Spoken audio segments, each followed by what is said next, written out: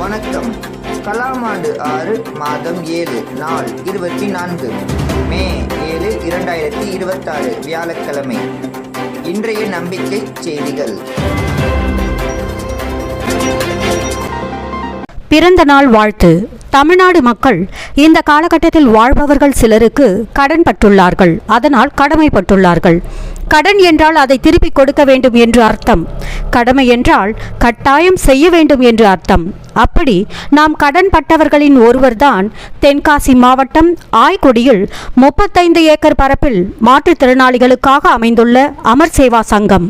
அதன் தலைவர், நிறுவனர் வணக்கத்திற்குரிய ராமகிருஷ்ணன் ஐயா அவர்கள் ஆயிரக்கணக்கான மாற்றுத்திறனாளிகளுக்கு ஆதாரமாக வாழ்ந்து வரும் பத்மஸ்ரீ ஐயா ராமகிருஷ்ணன் அவர்களுக்கு பிறந்த நாள் வாழ்த்துக்களை தெரிவித்துக் கொண்டு இன்றைய நம்பிக்கை செய்திகள் தொடர்கின்றன. வைய தலைமைக்குள் மாணிக்க மாணவர் முகாமில் மேலும் பல சிறப்பு தகவல்கள். நாள்தோறும் காலை 6 மணிக்கு யோகா வகுப்பினை சேலம் மண்டல பொறுப்பாளர் பாக்கியலட்சுமி அவர்கள் எடுத்த விதம் மிக சிறப்பாக இருந்ததாக மாணவர்கள் தெரிவித்தனர். நல்ல பண்புகளை ஊக்குவிக்க பண்பானவர்களை உலகிற்கு அடையாளம் காட்டும் நிகழ்வு பாராட்டு மன்றம்.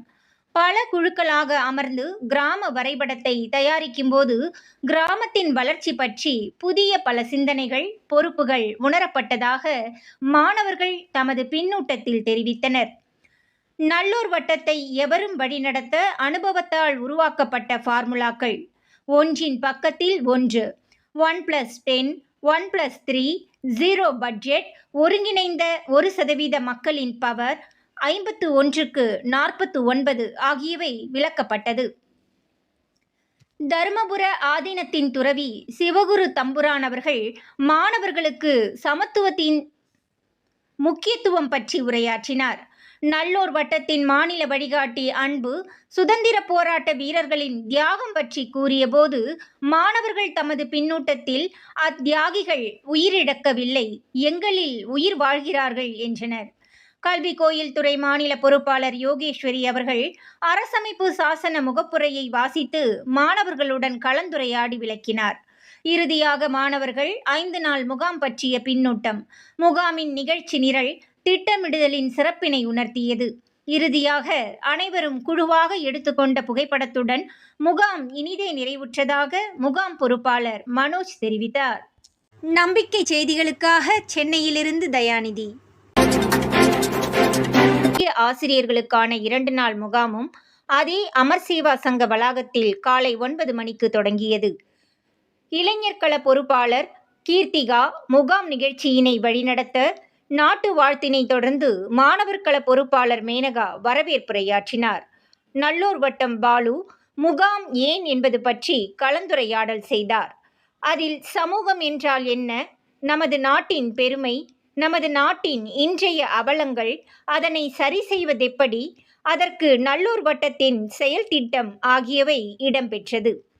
அதனைத் தொடர்ந்து முகாமில் கலந்து கொண்டதற்காக ஆசிரியர்களுக்கு அமர் சேவா சங்கத்தின் தலைவர் ராமகிருஷ்ணன் அவர்கள் தமது பாராட்டுக்களை தெரிவித்துக் கொண்டார். மாணிக்க மாணவர் திட்டத்தை ஆசிரியர்கள் செயல்படுத்துவதெப்படி என்று மண்டலங்களின் ஒருங்கிணைப்பாளர் கௌதம் உரையாடினார். அடுத்து பகல் உணவுடன் முற்பகல் நிகழ்வுகள் நிறைவுற்றதென லட்சிய ஆசிரியர்கள் துறை மாநில பொறுப்பாளர் காந்திமதி தெரிவித்தார். பகல் உணவினை தொடர்ந்து பிற்பகல் அமர்வில் லட்சிய பாராளுமன்றம் நிகழ்வில் லட்சிய சட்டமன்றம் எப்படி இயங்குகிறது என்று 10 நபர்கள் கொண்ட குழுவை ஒரு தொகுதியாக்கி வேட்பாளர் பிரச்சாரம் தொடங்கி வேட்பாளர் தேர்வு, முதலமைச்சர், சபாநாயகர், எதிர்க்கட்சி தலைவர், அமைச்சர்கள் தேர்வு, பிறகு சட்டசபை கூடல், விவாதம், தீர்மானம் கொண்டு வருதல், நிறைவேற்றல், தொகுதி பிரச்சினை பற்றி பேசுதல் என அனைவரும் சிறந்த பங்களிப்பினை வழங்கினர்.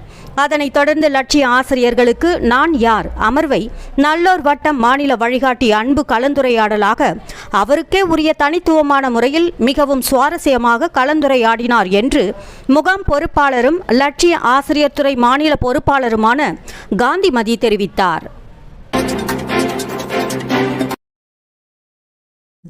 லட்சிய ஆசிரியர் முகாமின் 2ஆம் நாள் தொடக்கமாக நல்லூர் வட்டம் பாலு அவர்கள் மாதா, பிதா, குரு, தெய்வம் என்று நாடு ஆசிரியரை முன்னிலைப்படுத்தியுள்ளது. அதன் முக்கியத்தை உணர்ந்தவர்களாக உள்ளவர்களே லட்சிய ஆசிரியர். மேலும் அவர்களை அதிலிருந்தும் சமூகத்தை வழிநடத்தும் தலைவர்களாக உருவாக்குவதே இந்த வையத் தலைமைக்கொள் முகாமின் நோக்கம் என்று கூறி பாலு அவர்கள் சில வினாக்களை முன்வைத்து அவர்கள் லட்சிய ஆசிரியர்கள்தான் என்பதை அனைவருக்கும் உணர்த்தினார். படிப்பையும் தாண்டி மாணவர்களுக்கு சமூக உணர்வு எப்படி கொடுத்தீர்கள்? சாதாரண ஆசிரியராக பள்ளியின் கட்டமைப்பிற்கு உங்களுடைய பங்கு. நேரம் காலம் பார்க்காமல் பள்ளி மாணவர்களே உலகம் என்றிருந்தது. படிப்பில் பின்தங்கிய மாணவரை உயர்த்திய செயல், சவாலாக இருந்த மாணவரை கையாண்ட திறன், மாணவரின் வீட்டுக்குச் சென்றது, மாணவரிடமிருந்து நீங்கள் கற்றது போன்ற வினாக்களை முன்வைத்த போது ஆசிரியர்கள் ஷெர்லி, கலா, தேவக்கோட்டை ஜோதி, லட்சுமி, ஸ்டீஃபன், அனிதா ஆகியோர் அக்கேள்விகளுக்கான பதிலாக அனுபவங்களை பகிர்ந்தனர். அமர் சேவா சங்க நிறுவனர் ராமகிருஷ்ணன் அவர்கள் பேசும்போது தாம் படிக்கும் காலத்தில் ஞாயிற்றுக்கிழமைகளில் அவருடைய ஆசான் தமது வீட்டுக்கு அழைத்து மாணவர்களை பாடம் நடத்த சொல்லி கவனிப்பார் என்று நினைவு கூர்ந்தார். நல்லோர் வட்டத்தின் வழிகாட்டி பழனிதுரை ஐயா ஆசிரியர்களிடையே பேசும்போது சுதந்திர நாட்டில் மனிதனாக இருப்பவர் எப்படி இருப்பான்? குடியாட்சியில் எது முக்கியம்? ஆசிரியர் என்பவர் யார்? அவர் லட்சிய சமுதாயத்தில் எப்படி இருப்பார்? நான் இல்லை என்றால் யார்? இப்பொழுது செய்யவில்லை என்றால் எப்பொழுது? என்ற பொன்மொழி அனைவரையும் சிந்திக்க வைத்தது. மதியம் அமர்வில் மண்டலங்களின் ஒருங்கிணைப்பாளர் கௌதம் நல்லோர் வட்டம் உருவாக்கிய ஃபார்முலாக்களான வாழ்க்கையின் மையப்புள்ளி, 1% ஒருங்கிணைப்பு, 1+10, 51க்கு 49, 0 பட்ஜெட், 100 துறைகள், மண்டலங்கள், மாவட்டங்கள், களம் பொறுப்பாளர்கள், செம்மை இல்லம் ஆகியவற்றை நல்லோர் வட்டத்தின் பொறுப்பாளர்களை கொண்டு விளக்கினார். நல்லோர் வட்டத்தின் மற்றொரு வழிகாட்டி அன்பு அவர்கள் தனிமனித ஒழுக்கம் பற்றி சில வினாக்களை முன்வைத்து சுய மதிப்பீட்டின் மூலம் தங்களை உணர வைத்தது அருமை. இறுதியாக ஆசிரியர்கள் 2 நாட்களில் தங்களிடையே ஏற்பட்ட மாற்றத்தை வியப்புடன் கூறி லட்சிய ஆசிரியர் துறை மாநில பொறுப்பாளரும் முகாம் பொறுப்பாளருமான காந்திமதி அவர்கள் மகிழ்ச்சி உரையுடன் முகாம் நிறைவுற்றதாக மாணவர் கள பொறுப்பாளர் மேனகா தெரிவித்தார். நம்பிக்கை செய்திகளுக்காக புதுச்சேரியிலிருந்து கவிதாராஜ். தென்காசி ஆய்க்குடியில் இல்லம் தேடி உள்ளம் நாடி.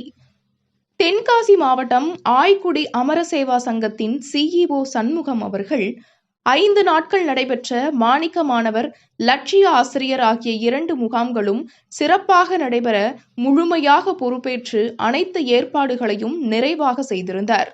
முகாம் முடிவுற்ற நிலையில் அமர் சேவா சங்கத்தின் CEO சண்முகம் அவர்கள் இல்லத்திற்கு சென்று உணவருந்திவிட்டு பேசிக் கொண்டிருந்த போது தமிழகம் நெடுக்கிலும் ஆயிரக்கணக்கான மாற்றுத்திறனாளிகளுக்காக பொறுப்பேற்று செயல்பட்டு வரும் அமைப்புகளின் தலைவர்களுடைய சந்திப்பிற்காக ஏற்பாடு செய்ய ஆலோசிக்கப்பட்டது என்று நல்லோர் வட்டம் பாலு தெரிவித்தார்.